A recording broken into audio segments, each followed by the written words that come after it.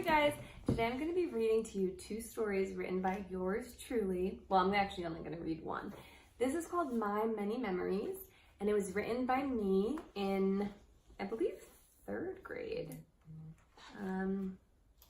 So we'll take a look, and then I'm going to read you a little bit of this one called The Truth, which was written in 6th grade. I was really into the show Buffy the Vampire Slayer and Angel, so one of the main characters' names is Cordelia in this one. All right, so this one is My Many Memories by Renee. You can see the beautiful artwork on the front page. This book is dedicated to my 3rd grade teacher, Mrs. Hubeck, because she encouraged me to never give up. Oh, and there's a table of contents. So it says, oh, I won't read you all of them because you'll just hear them. The first page is Special Person, and it's a word bubble poem.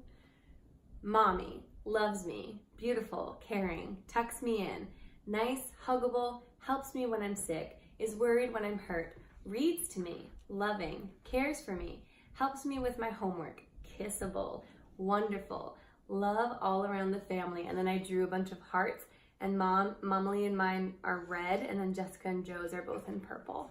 So that's my Special Person poem for Momly.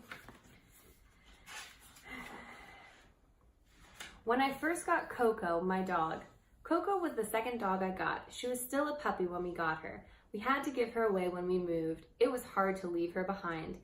Here's Coco, and she's saying, yum, yum, bones. And there's a big pile of bones next to her. And then here's another dog and a sticker dog by Lisa Frank. My daddy. My daddy loves me. I love him too. He cheers me up when I'm feeling blue. He tucks me in at night and wakes me up with morning light. Then he makes me pancakes and takes me fishing at great big lakes. I love my daddy, that is true. I love him like the bluest blue. And there's a picture of us fishing together that I drew. Boy, they're fun. This is an acrostic about babysitters. Boy, they're fun. Awesome. Boys or girls can babysit. I was very progressive. You have fun with them. Silly. Imogene was my favorite. Totally cool. Try to be very good. Excellent. Really neat. The Blob. Ah! The Blob was a game that we played every time that Philip came over. Philip was our boy babysitter that we had for a while. The Blob consisted of Philip putting a blanket over himself and then chasing us around and grabbing us and trying to pull us underneath the blanket. And if we got pulled underneath, we became part of the Blob and got out. Ah, don't pull it out. When I first lost my tooth, I thought it would really hurt, but it didn't. When I lost the first one, the second one fell out the day after. Without my 2 front teeth, I still tried to eat corn on the cob. It was very hard to eat and funny to watch. And then there's the Tooth Fairy coming to help me in my bed.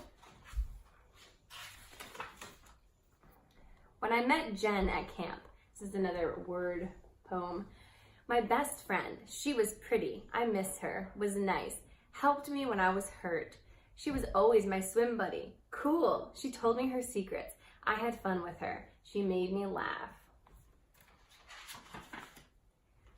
My Uncle Bob's wedding. I was happy to have a new aunt. My aunt's name is Sharon. She is very nice.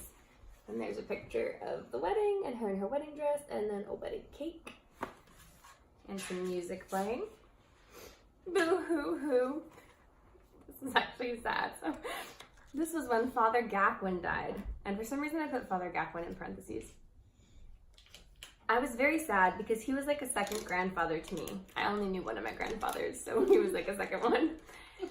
I missed him so much. That night I prayed to him. I still remember him today. He was a great priest. We all miss him. And then there's a coffin and it says rest in peace. And we're crying. And you have pink hair. Yay, I tied them. It was the first time I tied my shoes. I felt very proud of myself. I was just fiddling around with the laces and then they were tied. Hey, they were tied. That's what I said as I sit in the chair. This was at my babysitter's house. Still remember it today, one of my many memories. Trip. I went to Florida and banged my head on the pole. It made me laugh. Bong. Ha ha ha ha. So yeah, I walked into a pole, but I guess it made me laugh. And that was the most memorable thing about my first time to Disney World. The end. This one has no about the author. So I will read you from this one, The Truth, that I wrote in 6th grade. It's a lot longer, it's typed, so I'm not gonna read you the whole book. Basically, it's about a girl who works at a police station, and her sister helps her figure out that to find out who's sending threatening letters, they can use DNA from the envelopes. But it was actually an undercover detective from the FBI. So I've always been into crime. Not like in a bad way. All right, so here's my about the author page, and I'll read it to you. It says, Renee Rafis is 12 years old. She lives in Chatham, New Jersey. Renee grew up in Montague, New Jersey, with her sister Jessica, her brother Joe, and her mother Emily. When she was 8, she moved to Newtown, Pennsylvania. There she got really serious about writing. She wrote one of her favorite pieces there, a poem entitled Dress Up. Don't remember that at all? Another story by Renee is a fairy tale called Cinder and Ella. Aside from writing, Renee enjoys many activities such as softball, basketball, singing, reading, and practicing for her diving team. Renee is in 6th grade and attends Chatham Middle School. Her parents got divorced when she was about 5 years old. Renee sees her father every other weekend. A woman by the name of Kathy Bradley married her father a few years ago. Since her parents got divorced while Renee was so young, it made her very independent. Since she has many troubles, Renee writes. This helps her writing since she has much to express.